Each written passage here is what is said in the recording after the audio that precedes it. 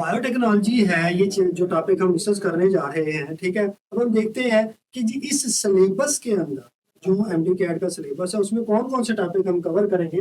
पहला जो बायोटेक्नोलॉजी को हम डिफाइन करेंगे कि बायोटेक्नोलॉजी है कि इसी तरह क्लोनिंग ऑफ जीन है।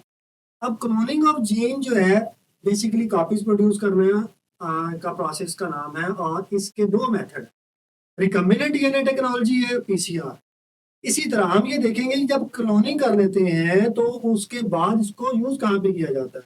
तो उसमें हम क्या करते हैं कि ये ट्रांसजेनिक एनिमल्स, ट्रांसजेनिक प्लांट्स और ट्रांसजेनिक बैक्टीरिया प्रोड्यूस किए करवाए जाते हैं। देन अब हम देखेंगे इसके बाद कि जो ये हम एनिमल, प्लांट्स और बैक्टीरिया जो प्रोड्यूस करवा रहे हैं डेफिनेटली किसी ना किसी पर्पज के लिए करवा रहे होंगे, ठीक है, उसके बारे में पढ़ेंगे।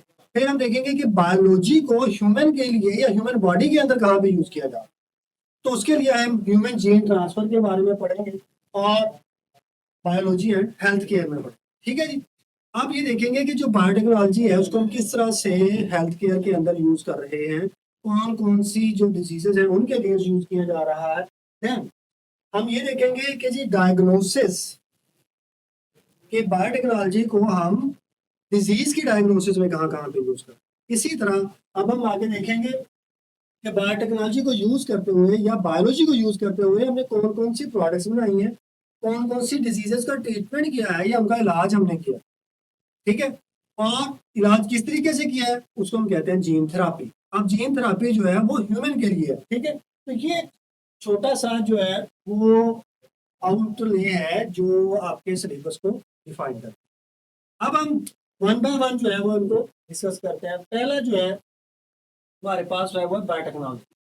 अब इसके की कंसेप्ट के बारे में हम पढ़ते हैं कि बायोटेक्नोलॉजी है जो है that is a multi disciplinary science. ये एक ऐसी फील्ड है, ठीक है जी, जिसके अंदर हम क्या करते हैं, यूज करते हैं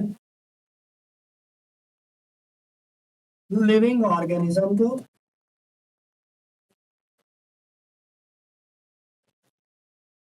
ठीक है, उनके प्रोसेसेस को,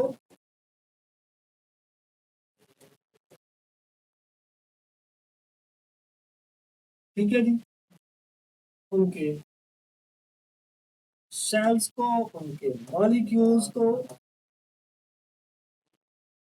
ठीक है जी, किसके लिए, for the welfare of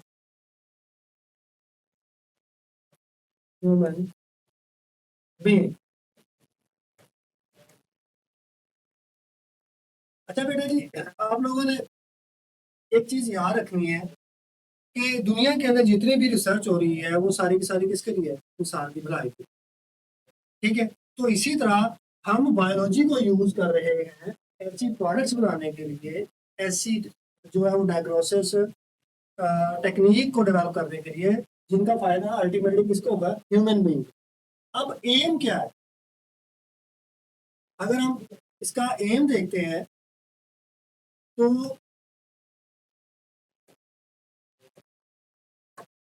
am basically क्या है कि प्रोड्यूस करनी है ऐसी प्रोडक्ट्स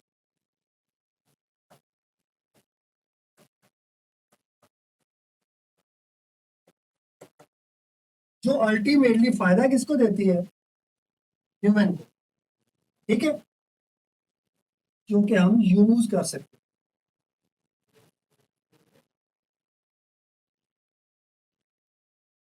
अच्छा जी, अब इस बायोटेक्नोलॉजी के अंदर हम जो टेक्निक यूज कर रहे होते हैं डिफरेंट प्रोडक्ट को प्रोड्यूस करवाने के लिए, उसे हम क्या कहते हैं, genetic engineering.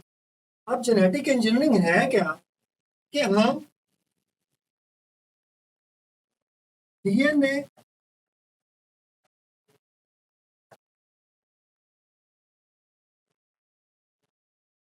From different sources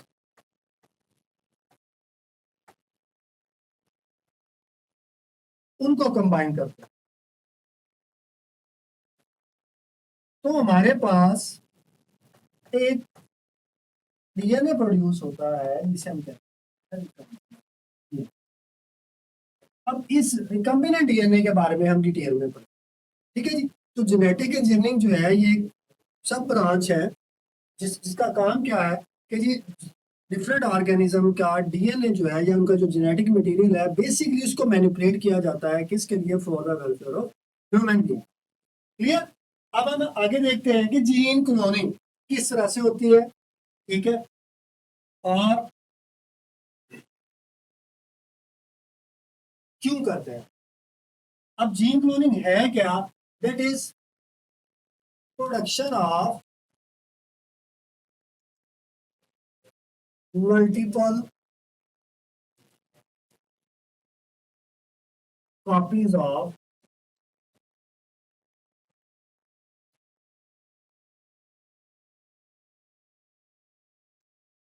DNA,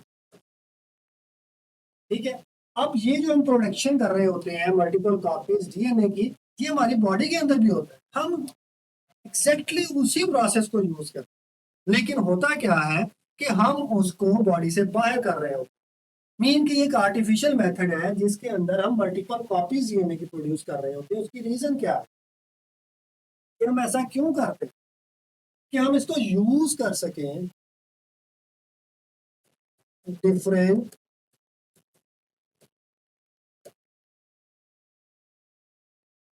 projects के अंदर, या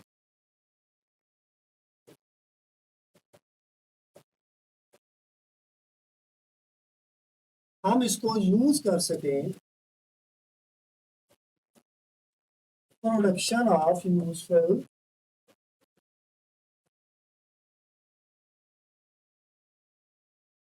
प्रोडक्ट्स, ठीक है जी। हम ये जो मल्टीपल कॉपीज प्रोड्यूस करवा रहे होते हैं इसका हम डिफरेंट टाइप्स में, डिफरेंट जो है वो सिनेरियो में डिफरेंट तरीकों से हम उसका यूज करते हैं। जैसा कि हम मल्टीपल कॉपीज प्रोड्यूस करते हैं आइडेंटिफिकेशन या डायग्नोसिस ऑफ डिजीज के अंदर। इसी तरह हम जब मल्टीपल कॉपीज प्रोड्यूस करते हैं किसी भी जीन की, जैसा कि इंसुलिन है, तो उसके लिए हम क्या करते हैं कि जी हम जीन को क्लोन करते हैं, कॉपीज प्रोड्यूस करवाते हैं, वही जीन फिर फर्दर जो है वो आगे यूज होता है for the production of human या इंसुलिन प्रोटीन, जो कि यूज होता है कहाँ पर, ट्रीटमेंट ऑफ डायबिटीज के अंदर। अब हम ये करते कैसे, ठीक है, तो इसके दो मेथड है।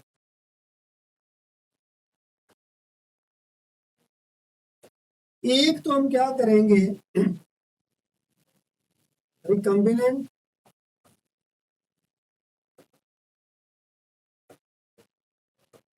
डीएनए टेक्नोलॉजी के जरिए इसको प्रोड्यूस करवा सकते हैं। और दूसरा जो इसका मेथड है वो है जी पीसीआर,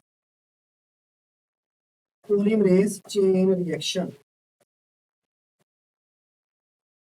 तो ये दो मेथड यूज करने के बाद हम इस काबिल होते हैं कि हम किसी भी जेनेटिक मटेरियल की या किसी भी जीन की मल्टीपल कॉपी जो है वो प्रोड्यूस कर सकते हैं।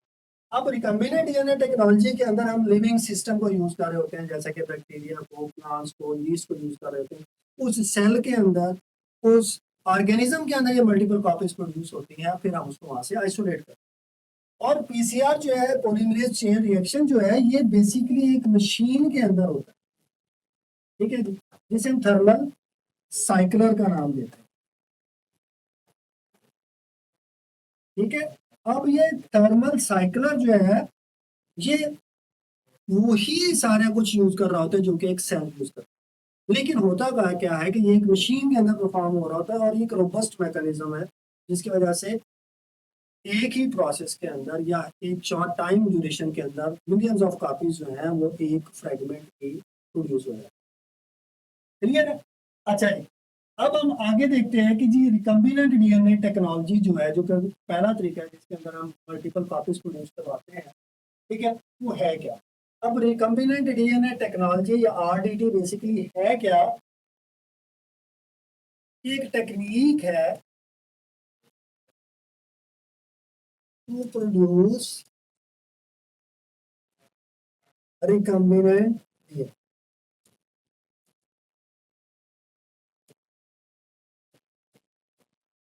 अब रिकम्बिनेंट डीएनए क्या होता है, तो जो रिकम्बिनेंट डीएनए होता है वो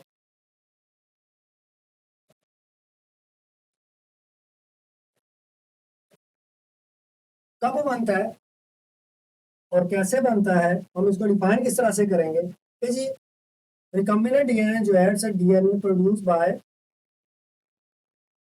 कंबाइनिंग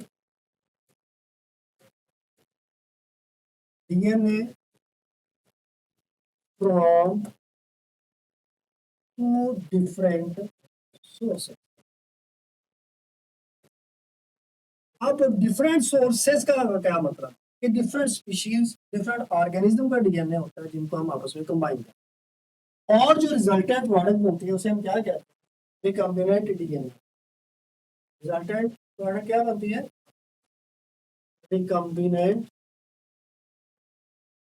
डीएनए बनता है। इसको हम काइमेरिक डीएनए भी कहते हैं, ठीक है। अच्छा जी, अब पर्पस क्या है, क्यों बनवाते हैं, ठीक है जी, ताकि हम जो जीन ऑफ इंटरेस्ट है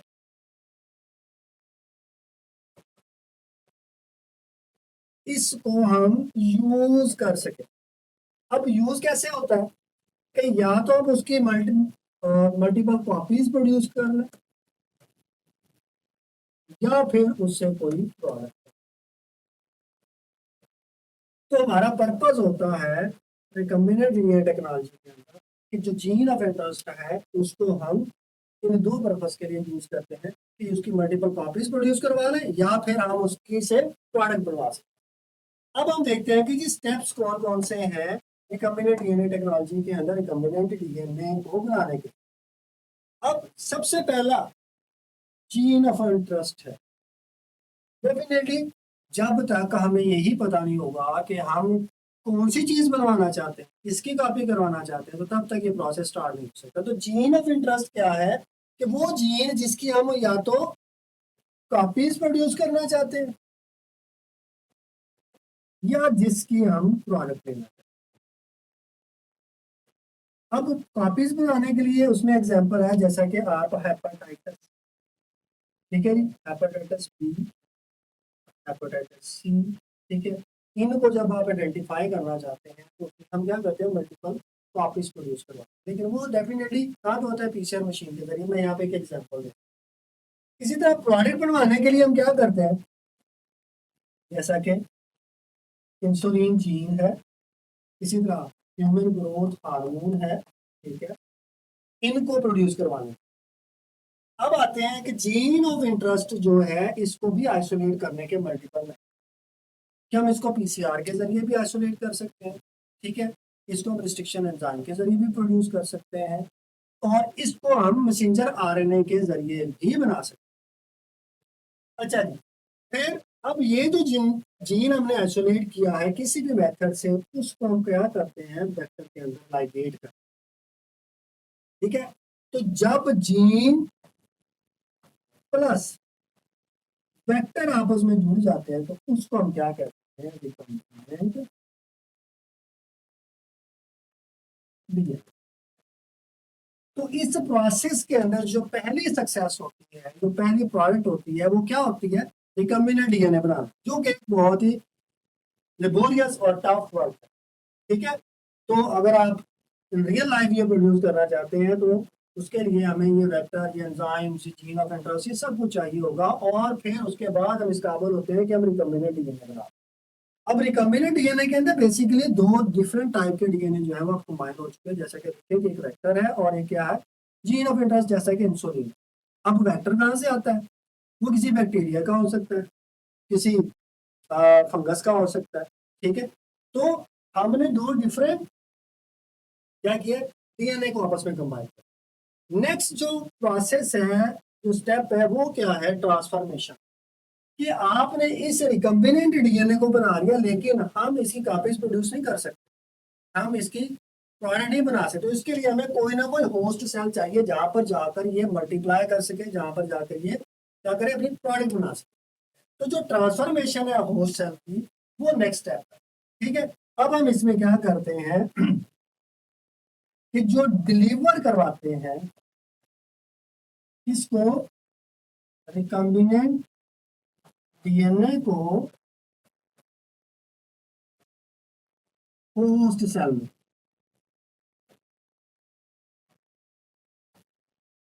अब बेसिकली वो होस्ट सेल, या हम उसे क्या कह सकते हैं, होस्ट सिस्टम कह सकते हैं।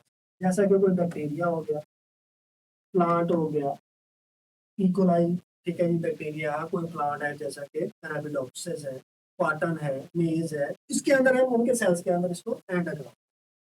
अब जब किसी भी ऑर्गेनिज्म के सेल के अंदर या ऑर्गेनिज्म में ये डीएनए एंटर हो जाता है, ठीक है, तो फिर हमारा नेक्स्ट स्टेप होता है कि स्क्रीनिंग करना। क्योंकि जब भी हम ट्रांसफॉर्मेशन करते हैं तो वहां पर हमारे पास क्या होता है, मल्टीपल सेल्स होते हैं, मिलियंस ऑफ सेल्स होते हैं, और हमारे पास जो रिकम्बिनेंट डीएनए की क्वांटिटी होती है बहुत कम। तो जब हम सोल्यूशन के अंदर रिकम्बिनेंट डीएनए को ऐड करते हैं तो वो क्या होता है, रैंडमली किसी भी सेल के अंदर एंटर हो सकता है। तो एंट्री के बाद हमने ये देखना है कि किस सेल के अंदर हमारा रिकम्बिनेंट डीएनए गया है और कौन सा सेल जो है वो उसके बगैर है। तो उसकी स्क्रीनिंग को हम क्या कहते हैं, सिलेक्शन ऑफ ट्रांसफॉर्म सेल। यानी कि जिस सेल के अंदर रिकम्बिनेंट डीएनए एंटर हो चुका है, जिसके अंदर फॉरेन डीएनए मौजूद है, उसे हम क्या कहते हैं, ट्रांसफॉर्म सेल। जो कि अब सिलेक्शन जो होती है वो मार्कर के जरिए होती है, ठीक है। अब वो मार्कर क्या होते हैं, वो हमें आइडेंटिफाई करवाते हैं कि इस सेल के अंदर हमारा रिकम्बिनेंट डीएनए मौजूद है। जैसा कि उसमें एंटीबायोटिक रेजिस्टेंस जीन हो सकते हैं, हम पढ़ेंगे आगे, ठीक है, या फिर वो ग्रीन फ्लोरिसेंट प्रोटीन मौजूद हो सकती है, इसका जो है वो जीन मौजूद हो सकता है जो ग्लो करता है। इसी तरह एक्स गवाल हो सकता है, ठीक है। तो ये डिफरेंट क्या है, मार्कर्स है हम यूज करते हैं आइडेंटिफाई करने के लिए कि हमारा सेल जो है, बैक्टीरिया जो है, जो का सेल है, वो टेकअप कर चुका है रिकम्बिनेंट डीएनए को, अब इसके अंदर एंटर हो चुका है। तो जो बाकी सेल्स होते हैं, ठीक है, जिनके अंदर रिकम्बिनेंट डीएनए एंटर नहीं हुआ होता, वो क्या कर दिया जाता है, डिस्कार्ड कर दिया, या तो वो मर जाते हैं, ठीक है। तो अब हम क्या करेंगे, इसी ट्रांसफॉर्म सेल को क्या करेंगे, आगे यूज करेंगे, इसको मल्टीप्लाई कराएंगे, और अगर हमें इसकी प्रोडक्ट चाहिए तो फिर हम क्या करेंगे, उसका एक्सप्रेशन करेंगे। अब आप लोगों को पता है कि हमारे पास सेल के अंदर क्या एंटर हो चुका है, रिकम्बिनेंट डीएनए। मैं यहाँ पर आर डीएनए से इसको रिप्रेजेंट कर, रिकम्बिनेंट डीएनए क्या करेगा, उस सेल के अंदर जाकर मैसेंजर आरएनए बनाएगा, और मैसेंजर आरएनए आगे जाकर क्या बनाएगा, तो जो प्रोटीन है basically that is a product of biotechnology या रिकम्बिनेंट डीएनए टेक्नोलॉजी। अब ये अलग प्रोसेस होता है जिसके अंदर हम ये सारे का सारा प्रोडक्शन करवाते हैं, और फिर जब ये प्रोटीन बन जाती है तो फिर हम इसको क्या करते हैं, इसको भी वेरीफाई करते हैं कि क्या ये वही प्रोटीन है। फिर उसको क्या किया जाता है, उसका ऐसे परफॉर्म किया जाता है, और देन अगर ऐसे हमारा पॉजिटिव हो जाता है, यानी कि हमें पता लग जाता है कि हमारा सेल जो है वो प्रोटीन बना रहा है, तो फिर हम उन सेल्स को मल्टीप्लाई करवाते हैं, ठीक है, एक बड़े से रिएक्टर के अंदर, एंड देन फिर उस प्रोटीन की क्या होती है, हम प्यूरिफिकेशन। और यही प्यूरिफिकेशन होने के बाद वो प्यूरिफाइड प्रोडक्ट जो होती है वो मार्केट में आती है, जैसे कि insulin, human growth hormone. Okay हो गया। अब यहाँ पे डायग्राम के जरिए मैं थोड़ा सा एक्सप्लेन करने की कोशिश करता हूँ कि जी ये देखेंगे हमारा डीएनए, ठीक है, ये डीएनए मौजूद है। अब हम क्या करते हैं इस प्रोसेस के अंदर कि जी इस डीएनए को हम काटते, क्या करते हैं, काटते, किसके जरिए काटते हैं, रिस्ट्रिक्शन एंजाइम के। अब ये याद रखना है, यहाँ पे देखें कि ये हमारे पास प्लाज्मा जो कि एक वेक्टर का काम करता है, इसको भी और डीएनए को भी हम सेम एंजाइम से कट करेंगे ताकि आपस में लाइगेट हो सके, ये हम आगे पढ़ेंगे भी। अब फॉर एग्जांपल हमने इसका इतना पोर्शन डीएनए का जो है वो कट,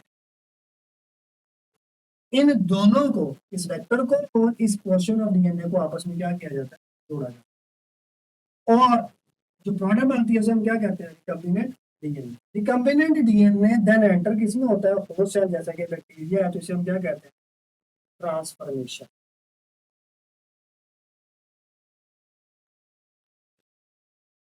ठीक है। अब वो होस्ट सेल क्या करता है, प्रोटीन बनाता है, इसे हम क्या कहते हैं,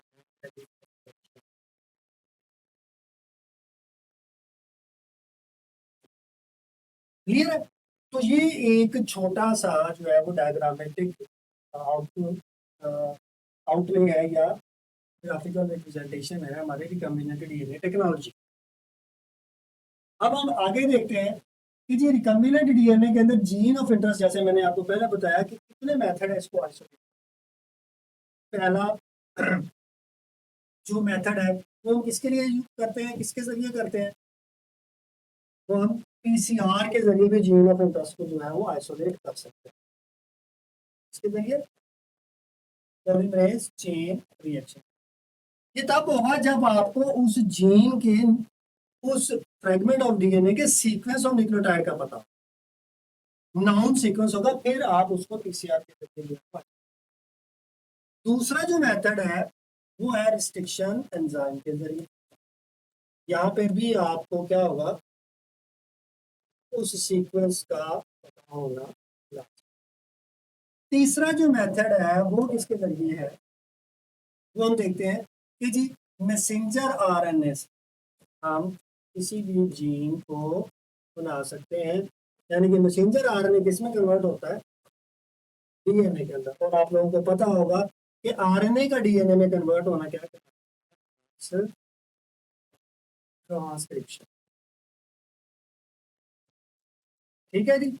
तो ये प्रोसेस है, मेथड है, जिनके जरिए हम क्या करते हैं, जीन को आइसोलेट कर सकते हैं। आइदर वो पीसीआर हो, रिस्ट्रिक्शन हो या रिवर्स ट्रांसक्रिप्शन। हमारा पर्पस क्या है कि हमने अपना जीन ऑफ इंटरेस्ट जो है वो हासिल कर। देन हम देखते हैं कि अब जो जीन है इसको इंसर्ट हम करते हैं वेक्टर के अंदर। अब वेक्टर बेसिकली क्या, ठीक है, ये क्या काम करता है, ये क्या है, इट्स अ मॉलिक्यूलर कैरियर। और ये काम क्या करता है, ये डिलीवर करता है जीन को होस्ट सेल में। अगर ये नहीं होगा तो जीन ऑफ आइसोलेट जो हमारे पास है, ठीक है, जीन ऑफ इंटरेस्ट जो है उसको हम यूज ही नहीं कर पाएंगे। ये बिल्कुल क्या करता है, किसी भी गाड़ी की तरह काम करता है कि वो अपने पैसेंजर को जिस तरह लेकर किसी भी मुकाम तक पहुंचता है, किसी भी एड्रेस तक पहुंचता है, सेम वही काम क्या कर रहा होता है, ये वेक्टर करता है कि ये अपने अंदर उस जीन ऑफ इंटरेस्ट को लाइगेट करवाता है एंड देन वो कहाँ पे चला जाता है, होस्ट सेल के। अब हर होस्ट सेल के लिए हम different type of vector use करते हैं, हम आगे पढ़ेंगे। तो जो वेक्टर यूज होते हैं वो दो तरह के। अगर थोड़ा सा याद हो तो मैंने कहा था कि या तो हम इसकी कापीज प्रोड्यूस करवाते हैं या इससे प्रोडक्ट करवाते हैं। तो ऐसे वेक्टर जो सिर्फ क्या करते हैं, मल्टीपल कॉपीज प्रोड्यूस करवा रहे होते हैं, किसकी, जीन की, उससे हम क्या करते हैं, क्लोनिंग वेक्टर के। ठीक है, यानी कि ये प्रोडक्ट नहीं बनवा सकते, सिर्फ इसका काम क्या है कि जी मल्टीपल कॉपीज को प्रोड्यूस करें। जैसा कि PBR 322 है या PUP19 है, ये सारे, ये दोनों क्या है, ये क्लोनिंग वेक्टर। दूसरे जो टाइप के वेक्टर होते हैं उन्हें हम क्या कहते हैं, एक्सप्रेशन वेक्टर। अब ये जो एक्सप्रेशन वेक्टर हैं ये क्या करते हैं कि जी जीन से उसकी प्रोडक्ट बनवाने का काम। जब ये जीन से प्रोडक्ट बनवाने का काम करते हैं तो इसका मतलब है कि ये जो वेक्टर है ये स्पेसिफिक है। अब अगर हम इन दोनों के अंदर डिफरेंस देखते हैं तो किसी भी होस्ट सेल के अंदर क्लोनिंग वेक्टर की तादाद जो होती है वो मल्टीपल कॉपीज है। यानी कि एक सेल के अंदर एक वेक्टर जो है उसकी मल्टीपल कॉपीज जो है वो मौजूद हो। जबकि अगर हम एक्सप्रेशन वेक्टर की बात करते हैं तो इनकी क्वांटिटी क्या होती है, ये ज्यादा नहीं हो सकती क्योंकि इनका साइज बहुत बड़ा। अब जब हमारे पास रिकम्बिनेंट डीएनए बन जाता है तो अब हम क्या करते हैं, इसी रिकम्बिनेंट डीएनए को होस्ट सेल के क्या करते हैं, ट्रांसफर करते हैं या इंजेक्ट करते हैं, तो उसके 3 डिफरेंट मेथड है। ट्रांसफॉर्मेशन जो है वो क्या होती है कि जी जो नेकेड डीएनए है वो बैक्टीरिया जो अपने एनवायरनमेंट से टेकअप करता है, ठीक है, बैक्टीरिया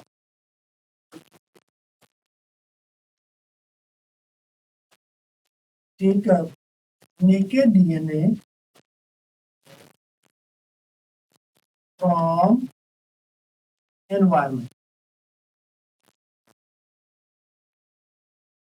कि जी जिस एनवायरनमेंट में रह रहा है, जैसा कि कोई सोल्यूशन है, कोई फ्लूइड है, उसके से वो अपनी डीएनए।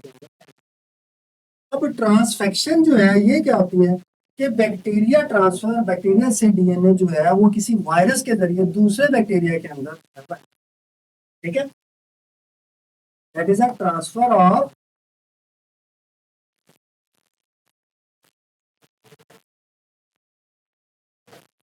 इनटू बैक्टीरिया, इसके जरिए वायरस। अब वो वायरस कौन सा हो सकता है, जैसा कि आप लोगों ने स्टेजेस के बारे में क्लियर।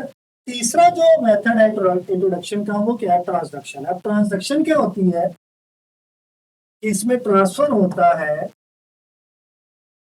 डीएनए इसके अंदर इनटू मेमेलियन सेल,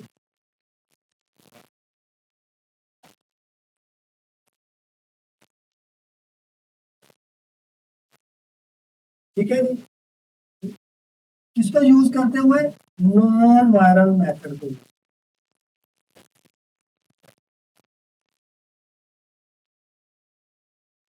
अब नॉन वायरल मेथड कौन सा हो सकता है, माइक्रो इंजेक्शन हो सकता है, इलेक्ट्रोपोरेशन हो सकता है। तो हम इन मेथड को यूज करते हुए जब भी डीएनए को अच्छा जी, अब नेक्स्ट हम देखते हैं कि कंप्लीमेंट्री डीएनए जो है वो किसी भी होस्ट के अंदर जब एंटर करवाया जाता है तो उसके मल्टीपल मेथड्स हैं, ठीक है, और ये 4 डिफरेंट जो है वो मैकेनिज्म है। पहला है फिजिकल, फिजिकल के अंदर जो पहला मेथड है वो है माइक्रो इंजेक्शन, कि हम क्या करते हैं कि जी हम ग्लास नीडल के जरिए डीएनए को एंटर करवाते हैं किसके अंदर, किसी भी कोशिश सेल के अंदर, जैसा कि एनिमल सेल। इसी तरह बायोलिस्टिक जो है ये दूसरा मेथड है, इसके अंदर क्या होता है कि हम जीन गन को यूज करते हैं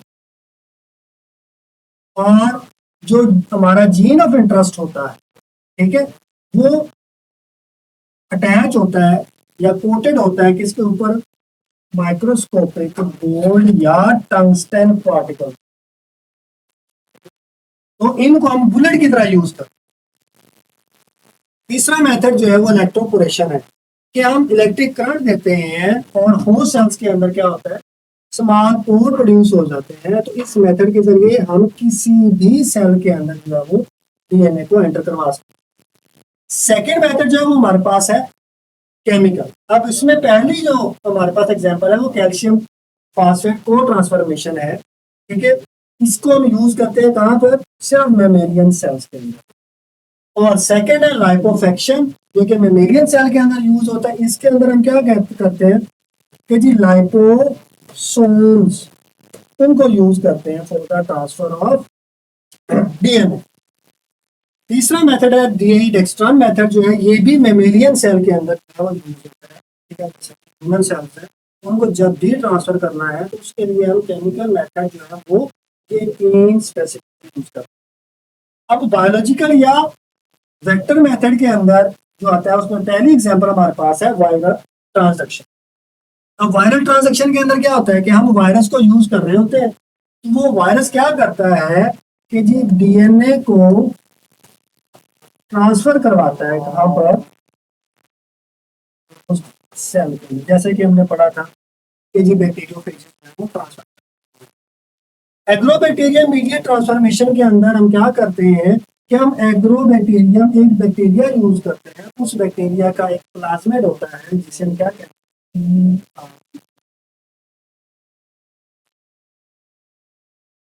ठीक है, ये प्लाज्मिड जो है वो यूज किया जाता है और वो क्या करता है कि हमारे डीएनए को, जो हमारा रिकम्बिनेंट डीएनए हमने बनाया हुआ है, उसको अपने साथ एंटर करवाता है। लास्ट में हमारे पास है फिजियोकेमिकल मेथड, ठीक है जी, जो कि उसके एग्जांपल हमारे पास हीट शॉक है। ये हीट शॉक मेथड जो है ये आप लोगों के ने पढ़ा होगा कि इसके अंदर हम क्या करते हैं, कैल्शियम क्लोराइड को यूज कर रहे होते हैं। कैल्शियम क्लोराइड का सोल्यूशन क्या करता है कि वो पोर्स प्रोड्यूस करता है। इसके साथ साथ हम हीट को भी यूज कर रहे हैं। तो ये जितने भी मेथड हमने डिस्कस किए हैं ये सारे के सारे किसके लिए यूज होते हैं, किसी भी सेल को ट्रांसफर करना, किसी भी सेल को टेकअप जब हमने करवाना होता है, एंटर करवाना होता है, तो इसमें से हम कोई भी मेथड यूज करते हैं और वो डिपेंड कर रहा होता है कि वो होस्ट सेल कौन सा, अवेलेबिलिटी ऑफ केमिकल या हमारे पास टेक्निक या टेक्नोलॉजी कौन कौन सी। अच्छा, अब हम देखते हैं कि जब हमने प्लाज्मिड जो है या रिकम्बिनेंट डीएनए किसी भी होस्ट सेल के अंदर एंटर करवा लिया है, तो हम उसकी सिलेक्शन कर कि जो पॉजिटिव सेल है उसको हम आइसोलेट करते हैं, ठीक है। तो सिलेक्शन जो आइसोलेशन या सिलेक्शन जो होती है वो हम मार्कर के जरिए कर रहे हैं, उनको क्या कहा जाता है, जैसे कि मैंने पहले भी ये आइडेंटिफाई करवाते हैं, ये हमें सिग्नल देते हैं कि ये सेल के अंदर, जिसकी एग्जांपल क्या है, एंटीबायोटिक रेजिस्टेंस जीन हो सकते हैं, ठीक है। फॉर एग्जाम्पल कोई बैक्टीरिया है जो कि पहले एंटीबायोटिक रेजिस्टेंस नहीं रखता था, अगर उसके अंदर हमारा ऐसा वेक्टर एंटर होता है जिसमें रेजिस्टेंस का जो है वो जीन मौजूद है, तो फिर वो बैक्टीरिया क्या करेगा, उस एंटीबायोटिक को डिग्रेड करने की सलाहियत जो है वो हासिल कर लेता है और फिर वो ग्रो करना चाहता है। इसी तरह एक्स डॉल है, ये ब्लू व्हाइट कॉलोनीज जो है वो प्रोड्यूस करते हैं, ठीक है।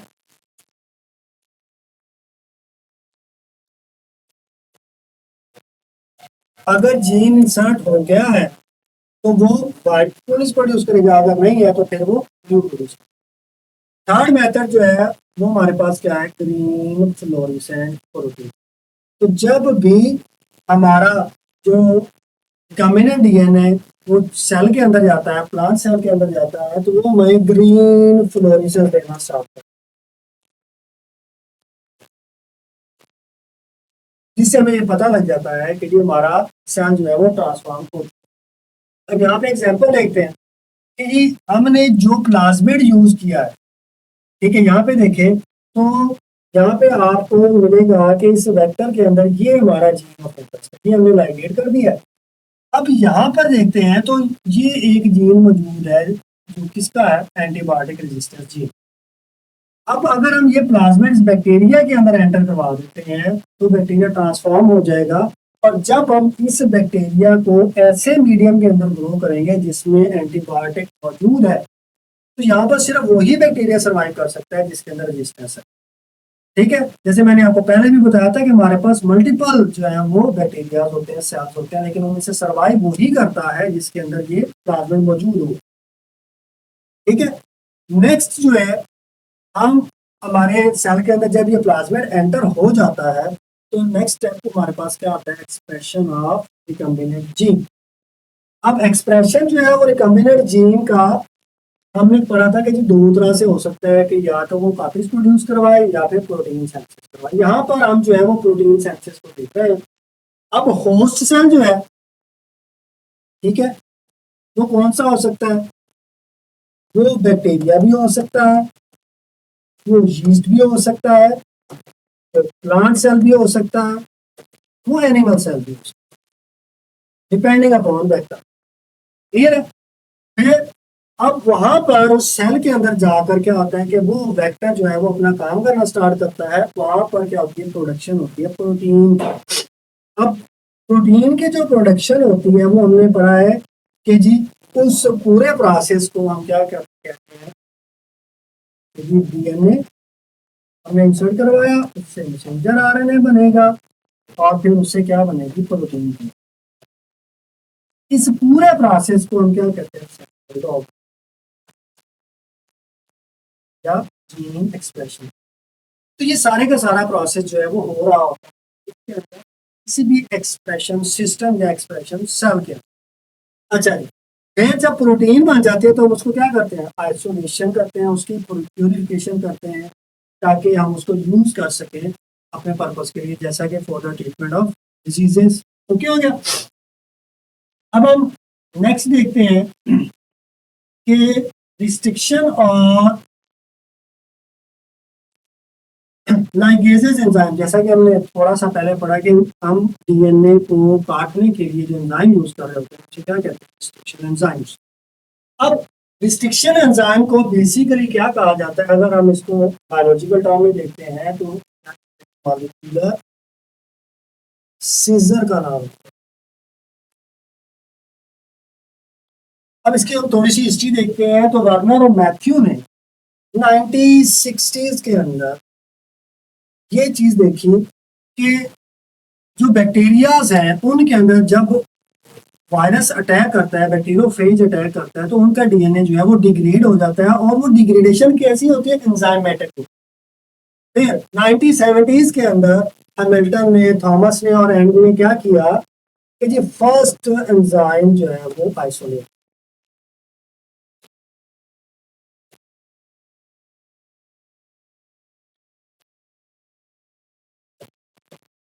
ठीक है। और एंजाइम कौन सा था, HIME, क्लियर है। फिर 1971 के अंदर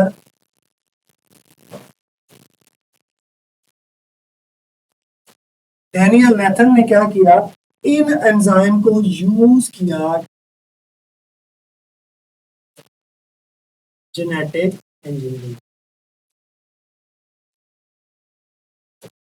अच्छा जी, अब ये आइसोलेशन और यूज ऑफ रिस्ट्रिक्शन एंजाइम की वजह से क्या हुआ कि हैमिल्टन को, थॉमस को, केंट को, डैनियल को, इन सब को कलेक्टिवली क्या मिला, नोबेल मेरा जो है नोबेल प्राइज से नवाजा गया, ठीक है, इनकी इस रिसर्च की वजह से।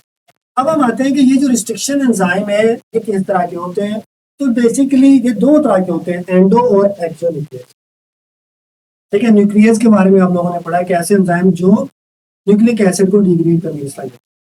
अब जो एंडो न्यूक्लियसेस होते हैं ये कट करते हैं विद इन डीएनए,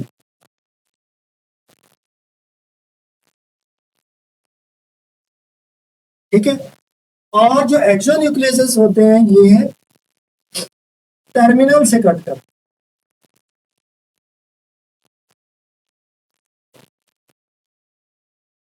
एक एंजाइम जो कि डीएनए को कहीं से भी काट सकता है, ठीक है, सेंट्रल पोर्शन से काट सकता है, उसे हम कहते हैं एंडोन्यूक्लियस।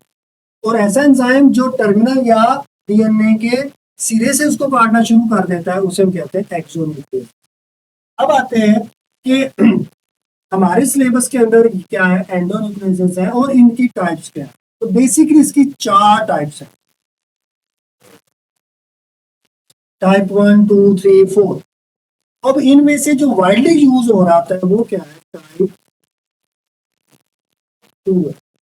यानी कि टाइप 2 एंडोन्यूक्लियसेस जो है वो फ्रीक्वेंटली यूज हो रहे हैं जेनेटिक इंजीनियरिंग। अब हम आते हैं ये जो टाइप 2 है इसकी भी आगे फर्स्ट जो है वो सब टाइप्स है, टाइप 2P और टाइप 2S। टाइप 2P क्या करता है, आइडेंटिफाई करता है ऐसे डीएनए के सीक्वेंस को, ठीक है, जो पैलेंड्रोमिक है। अब पैलेंड्रोमिक क्या होता है कि ऐसा सीक्वेंस जिसको आप कहीं से भी रीड करते हैं, ठीक है, वो आप लीडिंग स्ट्रैंड से या लैगिंग स्ट्रैंड जैसे कि आप लोगों ने पढ़ा, इन दोनों में से किसी भी डीएनए के पोर्शन में पढ़ते हैं तो वो रिवर्स ऑर्डर में मौजूद है, यानी कि सेम सीक्वेंस होता है लेकिन रिवर्स ऑर्डर के अंदर, ठीक है। जैसा कि मैं आपको यहाँ पे देता हूँ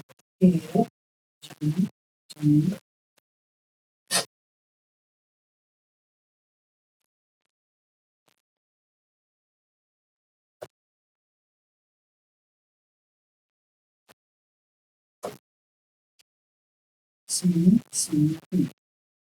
अब ये एक डीएनए का स्ट्रैंड, और इसका जो नीचे वाला दूसरा स्टैंड है तो टी के अगेंस्ट क्या होता है, सी के अगेंस्ट क्या होता है T, और फिर अगेन सी के साथ क्या होता है, और इस तरह इस जी के साथ इस क्या मौजूद होता है, सी और इस टी के साथ इस ट्रेनिंग किसकी होती है T। तो अगर आप इस सीक्वेंस को यहाँ से पढ़ते हैं इस डायरेक्शन में तो क्या है A double G double C T, और अगर जब आप नीचे वाले स्टैंड को इस डायरेक्शन में पढ़ते हैं ठीक क्या है, यानी कि ऐसा सीक्वेंस है जो कि सेम है बट इन रिवर्स ऑर्डर, इसको हम क्या कहते हैं।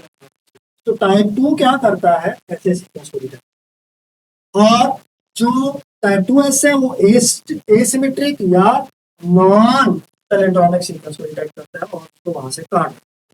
अब ये जो हमारे पास एंजाइम है ये दो तरह के एंड्स प्रोड्यूस करता है कि या तो वो क्या होगा, स्टिकी एंड्स होंगे या फिर वो ब्लंट एंड।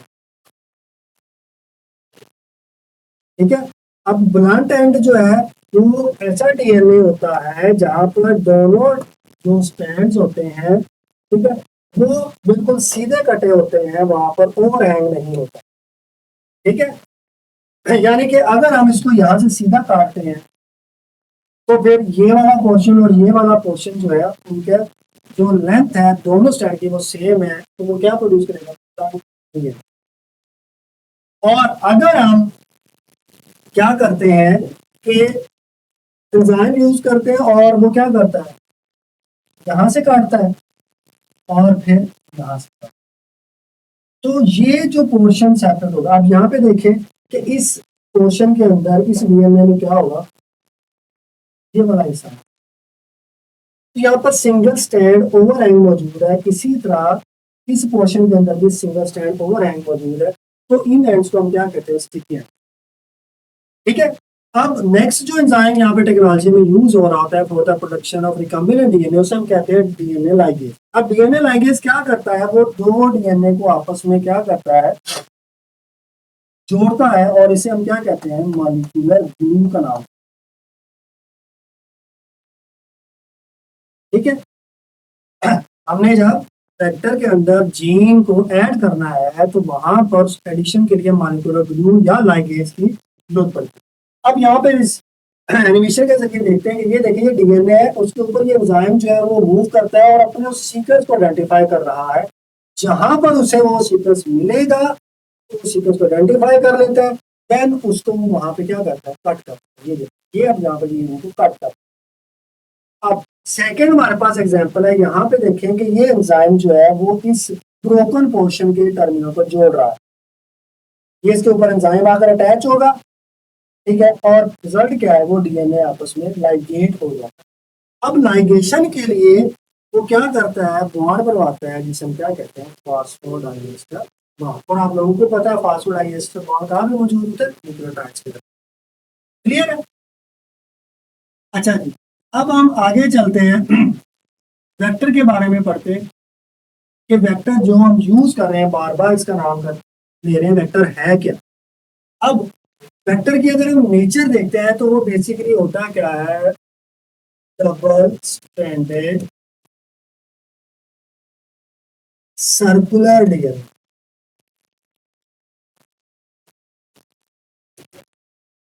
ठीक है, तो हम क्योंकि जीन ऑफ इंटरेस्ट ऐड करना चाह रहे हैं तो यहाँ पर भी हमें क्या चाहिए, डीएनए ही चाहिए इसके साथ वो attach हो। अब ये जो वेक्टर है बेसिकली अगर आप बैक्टीरिया देखते हैं तो बैक्टीरिया के अंदर क्या होता है, ये एक्स्ट्रा क्रोमोसोमल डीएनए, इसको हम यूज करते हैं। ठीक है, अब हम इसकी कैरेक्टरिस्टिक्स देखते हैं कि कौन कौन सी चीजों को देखते हुए हम एक वेक्टर को यूज करते हैं। ठीक है, मैंने डीएनए टेक्नोलॉजी। अब जैसा कि मैंने आप लोगों को बताया था कि दो तरह के वेक्टर हैं, एक है कॉलोनी, जैसा कि PBR322। अब इसके अंदर हम ये तीन चार चीजें देखेंगे कि उसके अंदर ओरिजिन ऑफ रेप्लिकेशन मौजूद है। ठीक है, यहां से डीएनए जो है वो उसकी कॉपीज प्रोड्यूस है। ठीक है, second origin of replication, second जो है वो सिलेक्शन मार्कर, कि क्या उसके अंदर ऐसा पोर्शन मौजूद है जो हमें हेल्प कर सके आइडेंटिफिकेशन के अंदर। अब यहाँ पर देखें तो यहाँ पर क्या है, सिलेक्टेबल मार्कर और एंटीबायोटिक रेजिस्टेंस जीन है जो कि हमें हेल्प करेगा आइडेंटिफिकेशन। तीसरी चीज जिसे हम क्या कहते हैं, मल्टीपल क्लोनिंग साइट। ये वो रीजन होता है किसी भी डीएनए के अंदर, ठीक है, जहां पर रिस्ट्रिक्शन एंजाइम कट करता है। अगर ये मौजूद होगा तो फिर ही हम अपना जीन ऑफ इंटरेस्ट इस वेक्टर को ऐड कर सकते। अब हम आगे चलते हैं कि जी जो एक्सप्रेशन वेक्टर्स होते हैं,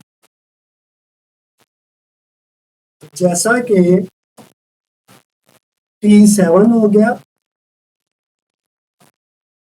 PET28 हो गया, ठीक है, ये क्योंकि प्रोडक्ट बनाने में, प्रोटीन बनाने में इन्वॉल्व है, तो इनके लिए हमें इनकी कैरेक्टरिस्टिक जो है वो डिफरेंट है। इनके अंदर प्रमोटर का होना भी लाजमी है जहां से ट्रांसक्रिप्शन स्टार्ट हो सके। फिर इनके अंदर ट्रांसलेशन इनिशियल साइट भी होनी जो है वो लाजमी है जहां पर राइबोसोम आकर बाइंड करता है।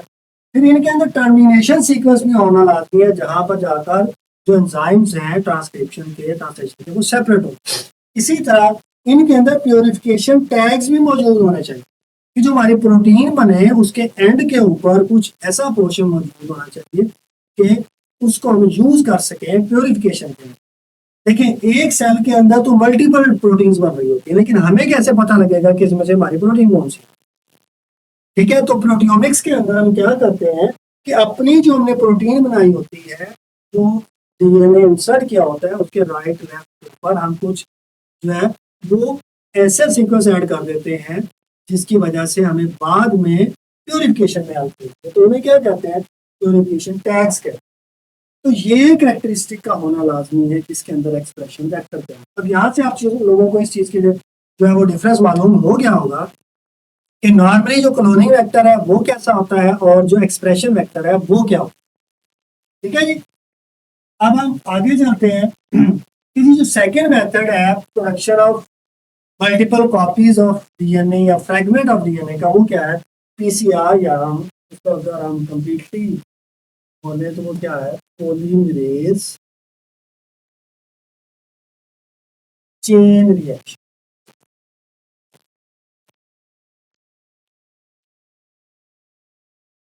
अब हम देखते हैं कि इसके अंदर रिक्वायरमेंट क्या क्या है।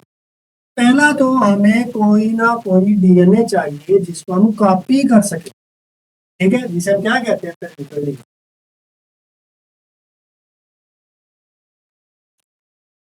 अच्छा, फिर इस डीएनए के अंदर हमने क्या करना है कि इसकी कॉपी अगर प्रोड्यूस करवानी है तो डेफिनेटली उसके लिए हमें सब यूनिट की जरूरत होती है जिसे हम क्या कहते हैं, न्यूक्लियोटाइड्स कहते हैं।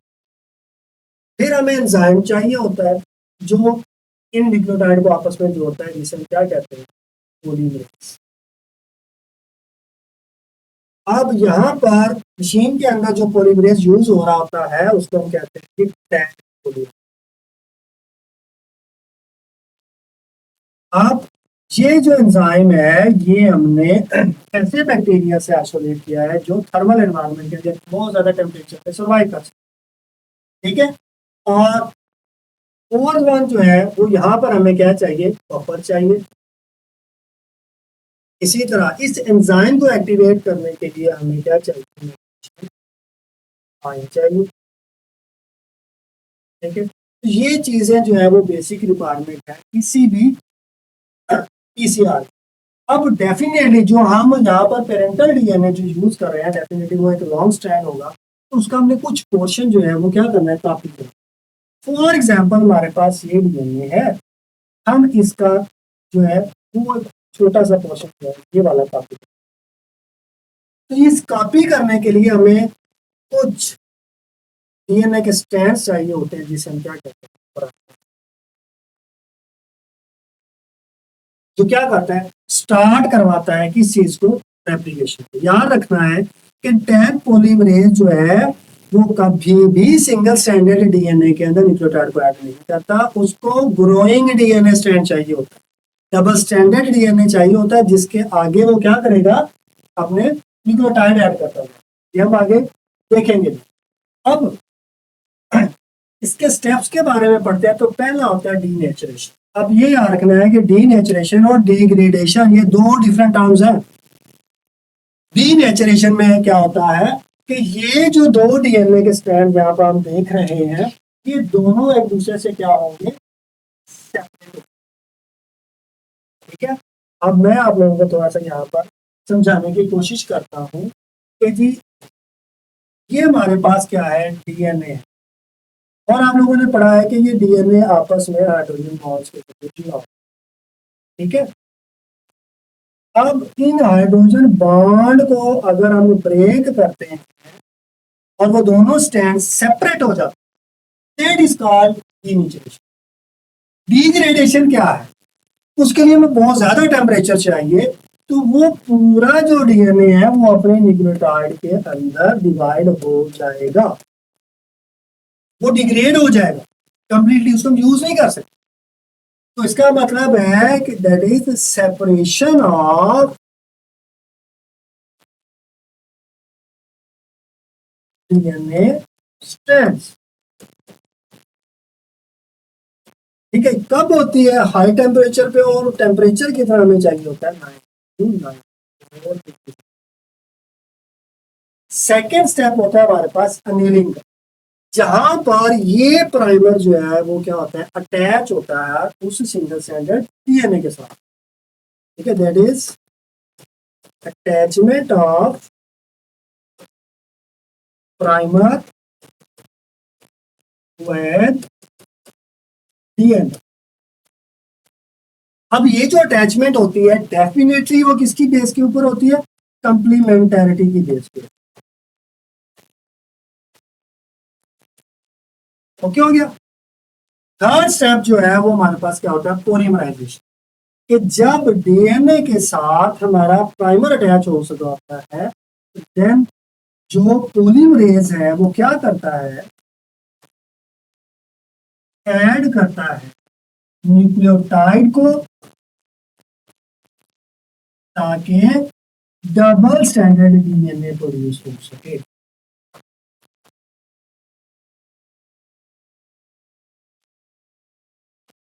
ओके हो गया। तो ये सारा प्रोसेस जो है वो रिपीट होता है, डीनेचुरेशन होती है, अनीलिंग होती है, पॉलीमराइजेशन होती है, फिर जो कॉपीज प्रोड्यूस हुई होती हैं 1 से 2 बन गई हैं, तो अब दोनों फिर सेपरेट होंगी, डीनेचुरेशन के जरिए फिर अनीलिंग होगी, फिर पॉलीमराइजेशन होगी। तो इस तरह ये सारे का सारा प्रोसेस जो है वो चलता है रहता है, 2.5 से 3 घंटे जो है ये प्रोसेस चलता है, और एट द एंड पे हमारे पास मिलियंस ऑफ कॉपीज जो है किसी भी जीन की, किसी भी डीएनए फ्रैगमेंट की प्रोड्यूस हो जाए। अब यहाँ पर जो है वो हम इस एनिमेशन के जरिए देखते हैं, ये देखें जी ये डबल स्टैंडर्ड डीएनए, ठीक है, इसको जब टेम्परेचर दिया जाता है कितना, 95 डिग्री सेंटीग्रेड का, तो वो दोनों स्ट्रैंड जो है से सेपरेट हो गए, दैट इज कॉल्ड डीनेचुरेशन, और ये फर्स्ट स्टेप होता है। ठीक है। अब ये जो तरीका है, ये जो डीनेचुरेशन है वो एक ही मशीन के अंदर डीनेचुरेशन भी होती है, अनीलिंग भी होती है, एम्प्लीफिकेशन भी होती है, इसलिए हम इसे थर्मल साइक्लर मशीन कहते हैं। तो पहला स्टेप क्या है, दोनों स्ट्रैंड को सेपरेट कर। सेकेंड स्टेप के अंदर अगर हम देखते हैं तो क्या होता है कि ये हमारे पास प्राइमर है, वो अपने कंप्लीमेंट्री सीक्वेंस के साथ जाता है बाइंड हो, जिसे हम क्या कहते हैं, अनीलिंग। इसके लिए जो हमें टेम्परेचर चाहिए होता है, या जो टेम्परेचर रिक्वायर्ड होता है, वो डिपेंड कर रहा होता है कि हमारे प्राइमर का सीक्वेंस क्या है, और इसकी रेंज जो है वो 55 से 65 के दरमियान होनी चाहिए। ठीक है। अब नेक्स्ट जो स्टेप है वो है एक्सटेंशन। अब यहाँ पर देखें कि जी ये एंजाइम है वो न्यूक्लियोटाइड को क्या कर रहा है, इस सिंगल स्टैंडर्ड डीएनए के साथ साथ ऐड कर रहा है, तो रिजल्ट हमें क्या मिल रहा है, डबल स्टैंडर्ड डीएनए। अब यहाँ पर एक चीज नोट करने वाली है कि ये जो एंजाइम जिसे डीएनए पॉलीमरेज कहते हैं, ठीक है, वो कहाँ से स्टार्ट करवाता है, प्राइमर से आगे कंटिन्यू करवाता है। ऐसा नहीं है कि वो यहाँ पर अटैच हो सिंगल स्टैंडर्ड डीएनए के साथ साथ कंप्लीमेंटरिटी बेस के ऊपर न्यूक्लियोटाइड ऐड करवाता है, ऐसा पॉसिबल नहीं। तो यही सेम प्रोसेस हमारी बॉडी के सेल्स के अंदर किया, वहां पर भी प्राइमर अटैच होता है, वहां पर भी इसी तरह क्या होता है, पॉलीमराइजेशन। ठीक है जी, उम्मीद करता हूँ कि आप लोगों को इस एनिमेशन के जरिए जो है वो पीसीआर का प्रोसेस है वो समझ आ। अब हम देखते हैं कि जी इस पीसीआर को हम यूज कहाँ कहाँ पे करते हैं। अब मेडिकल फील्ड के अंदर तो देखते हैं, तो आप लोगों ने पढ़ा होगा कि जी हम डायग्नोसिस में यूज करते हैं, डायग्नोसिस के डिजीजेस। अब वो डिजीजेस इन्फेक्शियस भी हो सकती हैं, जैसा कि अगर हम देखें तो जी हेपेटाइटिस बी, हेपेटाइटिस सी, ठीक है, इनको जब हमने आइडेंटिफाई करना होता है तो पीसीआर के बाद इनकी जीनोटाइपिंग, इनकी टाइप मालूम करवानी, तब हम पीसीआर करवाते हैं। इसी तरह जेनेटिक डिजीजेस को आइडेंटिफाई करने के लिए भी हम क्या करते हैं, पीसीआर का सहारा। ये सबसे करेक्ट मेथड है। फिर हम फोरेंसिक एनालिसिस के अंदर इनको यूज कर रहे होते हैं। फोरेंसिक एनालिसिस में आप लोगों ने जैसे कि थोड़ा बहुत आप लोगों को पता हुआ कि हम आइडेंटिफाई करते हैं इसको कल्प्रिट, मुजरिम को हम आइडेंटिफाई करते हैं। अब फोरेंसिक एनालिसिस के अंदर, ठीक है, हम जो बायोमॉलिक्यूल यूज कर रहे हैं या जो सैंपल्स है वो कोई भी हो सकता है, ब्लड भी हो सकता है और फ्लूइड भी हो सकता है, ठीक है, सीमन भी हो सकता है। इसी तरह मील को भी हम यूज कर सकते हैं, इसी तरह हम ब्लड्स को यूज कर सकते हैं, बॉडी के सेल्स को यूज कर सकते हैं। मल्टीपल जो है वो मेथड है किसी भी कल्प्रिट को आइडेंटिफाई करने। इसी तरह हम एनवायरनमेंट के अंदर जो है इसको यूज करते हैं, आइडेंटिफिकेशन ऑफ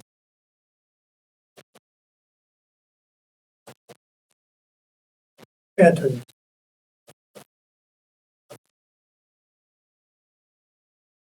इसी तरह हम इसको रिसर्च के अंदर यूज करते हैं, ठीक है जी, फॉर मल्टीप्लिकेशन ऑफ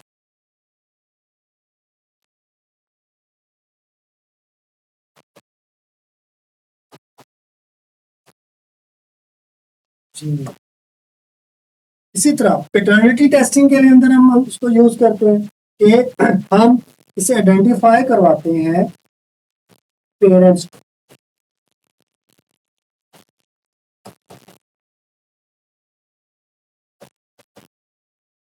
ठीक है। तो ये डिफरेंट जो है वो यूजेज है या एप्लीकेशन है किसकी, पीसीआर।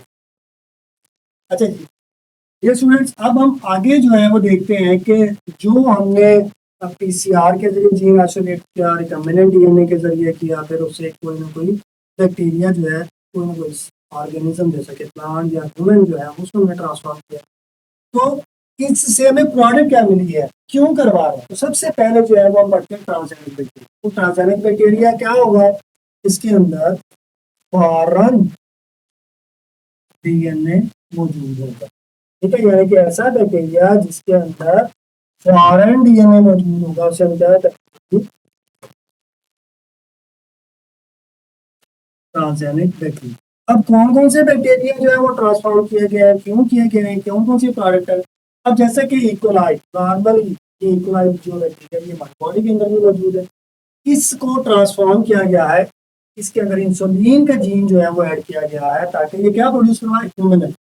अब ह्यूमिन जो प्रोडक्ट है, जो प्रोटीन है, वो किसके लिए हम यूज करते हैं, for the treatment of diabetes. ये सबसे कॉमन एग्जांपल है, ठीक है, जिसको हम अपने डेली रूटीन लाइफ के अंदर देखते हैं। दूसरा ह्यूमन ग्रोथ हार्मोन का जीन कुछ बैक्टीरिया के अंदर जो है वो इंसर्ट किया गया है, वो क्या बनाता है, सोमैटोट्रोफिन या ग्रोथ हार्मोन बनवाता है, और वो ह्यूमन ग्रोथ हार्मोन की डेफिशिएंसी को पूरा करने में अपना रोल प्ले करता है ऐसे बच्चों के अंदर जिनकी हाइट नहीं बढ़ रही, ठीक है। इसी तरह इंटरफेरॉन का जीन जो है वो इंसर्ट किया गया, और वो इंटरफेरॉन प्रोटीन बनवाता है, और वो वायरल इन्फेक्शंस को ट्रीट करने के लिए यूज होता है, जैसा कि हेपेटाइटिस बी है। इसी तरह कुछ बैक्टीरिया के अंदर हेपेटाइटिस बी सरफेस एंटीजन जो है वो इंसर्ट किया गया, और वो क्या करता है, एचबीवी वैक्सीन प्रोड्यूस करता है। अब वो जो प्रोटीन है वो वैक्सीनेशन का काम कर रही है, ठीक है, ताकि उस पर्सन को जिसको वैक्सीन लगाई गई है वो दोबारा उसकी बॉडी जो है अगर वो इनकाउंटर करती है हेपेटाइटिस वायरस से तो वो उसको डिजीज नहीं होगी, उसका लीवर डैमेज नहीं होगा। इसी तरह टिश्यू प्लाज्मिनोजन एक्टिवेटर है, ये जीन क्या करता है, TPA tissue plasminogen activator enzyme produce करता है और ये क्या करता है, ब्लड क्लॉटिंग अपना रोल प्ले करता है। सेकेंड हम देखते हैं बैसिलस थोरेनसेंसिस है, इस बैक्टीरिया के अंदर क्राई जीन जो है वो इंट्रोड्यूस करवाया। अब ये एग्रीकल्चर के अंदर यूज है, ये बीटी टॉक्सिन प्रोड्यूस करता है, ऐसी प्रोटीन जो है वो प्रोड्यूस कर रहा है जिससे क्या होते हैं, कैटरपिलर वो मरते हैं। तो ऐसे इंसेक्ट जो कि हमारे क्रॉप्स को नुकसान पहुंचाते हैं उन्हें कंट्रोल करने के लिए टॉक्सिन, ठीक है, और ये किसका काम करती है, बायो पेस्टिसाइड। इसी तरह लैक्टेस के अंदर GLP-1 जीन जो है वो हमने प्रोड्यूस करवाया है, वो GLP-1 पेप्टाइड जो है वो प्रोड्यूस करवाते हैं। इसका काम क्या है कि जी इंसुलिन की सिक्रेशन करवाना, किससे, पैनक्रियास, ठीक है। तो जिन पेशेंट के अंदर इंसुलिन की सिक्रेशन जो है वो कम हो चुकी होती है टाइप 2 डायबिटीज के अंदर, तो उनके अंदर हम ये GLP पेप्टाइड यूज करते हैं। इसी तरह इकोलाई और एग्रोबैक्टीरियम के अंदर हम बीटा गैलेक्टोसाइडेज का जीन जो है वो इंट्रोड्यूस करवाया, जो क्या करता है, बीटा गैलेक्टोसाइडेज जो है वो एंजाइम प्रोड्यूस करवाता है। अब बीटा गैलेक्टोसाइडेज जीन क्या करता है, वो लैक्टोज और याद के लिए हेल्प करता है। क्लियर है। अब हम देखते हैं नेक्स्ट बायोटेक्नोलॉजी का एग्रीकल्चर में यूज कहाँ, ठीक है। अब यहाँ पर देखते हैं इंसेक्ट रेजिस्टेंस प्लांट बहुत सारे बनवाए गए, जैसे कि मैंने आपको पहले बताया कि बीटी टॉक्सिन प्रोड्यूस करवाई है जिसकी वजह से इंसेक्ट जो है वो उस प्लांट को खा नहीं सकते, अगर वो खाएंगे तो वो मर जाए। तो इंसेक्ट रेजिस्टेंट कॉटन भी मौजूद है, मेज भी मौजूद है, soybean, eggplant, potato, rice, canola, ये बहुत सारे जो है प्लांट की वैराइटीज। अब जैसे कि मैंने स्टार्ट में आप लोगों को कहा था कि हमें मालूम ही नहीं है कि हम जो प्रोडक्ट्स यूज कर रहे हैं वो किसकी प्रोडक्ट है, इससे बनवाई गई है बायोटेक्नोलॉजी, जिसकी एग्जांपल जो है वो कॉटन है, जो कपड़े हमने पहने हुए, ठीक है। इसके अंदर जो कॉटन यूज हो रही है बेसिकली ये ऐसे प्लांट से प्रोड्यूस करवाई गई है जो जेनेटिकली ट्रांसफॉर्म्ड है। फिर आगे चलते हैं वायरस रेजिस्टेंट प्लांट, उनमें पोटैटो है, पपाया है, प्लम है, बनाना है, टोमेटो है, ठीक है, राइस है, कसावा है। ये ऐसे प्लांट्स हैं जिनके ऊपर वायरल अटैक बहुत ज्यादा, जैसा कि हम पोटैटो देखते हैं तो पोटैटो के अंदर, ठीक है, लीफ कर्लिंग होती है।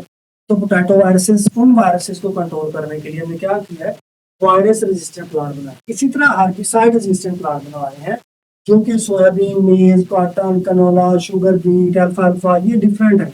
अब जो यहाँ पर देखें तो हर्बिसाइड रेजिस्टेंस क्यों करवाया गया, क्यों बनाया गया, डेफिनेटली हर्बिसाइड जो है वो क्या करती है, किल करती है हर्ब्स को।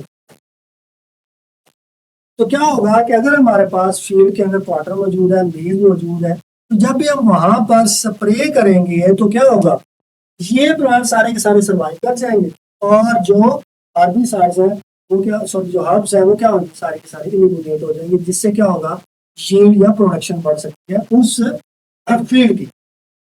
अब आगे देखते हैं कि ट्रांसजेनिक प्लांट्स जो है वो कौन कौन से हैं और ये उसमें किस किस फील्ड के अंदर हमने करवाए। तो बेसिकली ट्रांसजेनिक प्लांट जो है वो हमने क्या करवाया, मॉडिफिकेशन है कि इनके अंदर भी फॉरेन जीन मौजूद है। अब फॉरेन जीन का मतलब है जीन ऑफ इंटरेस्ट, जो आप प्रोडक्ट बनाना चाहते हैं। अब जैसे कि बायोफ्यूल है कि हम प्लांट से जो है वो फ्यूज प्रोड्यूस करवा रहे हैं जिसको हम आगे अपनी लाइफ के अंदर यूज कर सकते हैं। वो फ्यूल कहाँ से बनता है, सेल्यूलोज, उसकी डिग्रेडेशन। अब इसमें स्विच ग्रास है, शुगर केन है, मेज है, जेट्रोफा है, सोयाबीन है, पॉपुलर है, ये हमने प्लांट ट्रांसफर करवाए हैं जिस प्लांट्स को हम यूज करके क्या करते हैं, फ्यूल की प्रोडक्शन करते हैं। इसी तरह फूड और फीड क्रॉप्स के अंदर हमने ट्रांसफॉर्मेशन करवाई है, जैसे कि मीज है, soybean, canola, potato, Apple, sugar beet, इनकी क्वांटिटी और इनकी यील्ड को बढ़ाने के। नेक्स्ट है कैश क्रॉप, ठीक है, जो कि हम वैसे खाते तो नहीं है लेकिन इसकी जो है वो इकोनॉमिकल वैल्यू है, जैसे कि कॉटन है, कार्नेशन रोजेस, फ्लावरिंग प्लांट्स हैं, ठीक है। तो कॉटन जो है ये वाइट गोल्ड कहलाती है, तो इसकी प्रोडक्ट को इन्हांस करने के लिए, इसकी क्वालिटी को इन्हांस करने के लिए हमने क्या किया कि इनको ट्रांसफॉर्म किया। इसी तरह कुछ इंडस्ट्रियल और साइंटिफिक प्रोडक्ट्स के लिए हमने ट्रांसफॉर्म कराया, जैसे कि टोबैको है, पॉपुलर है, यूकलिप्टस है, ठीक है।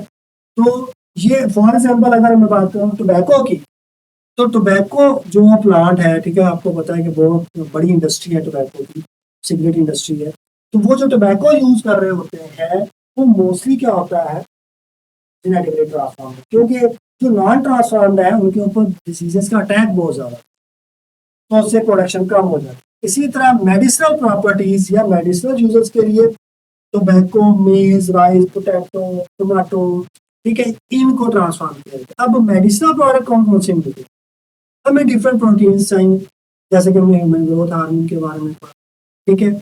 और ये जो सारी की सारी यहाँ पर प्लांट्स के नाम लिखे हैं, जो वैरायटीज हैं, ठीक है, ये ट्रांसफॉर्म किए गए हैं ताकि हमें ऐसे प्रोडक्ट जो है वो मिले जिसका हम मेडिसिनल यूज कर सकते। फॉर एग्जाम्पल कि हम हेपेटाइटिस बी सरफेस एंटीजन ये प्रोड्यूस करवा रहे हैं पोटैटो के।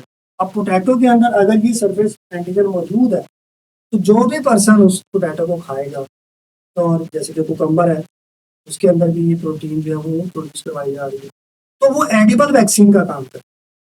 ठीक हो गया, तो उसका क्या होगा, मेडिसिनल यूज होगा।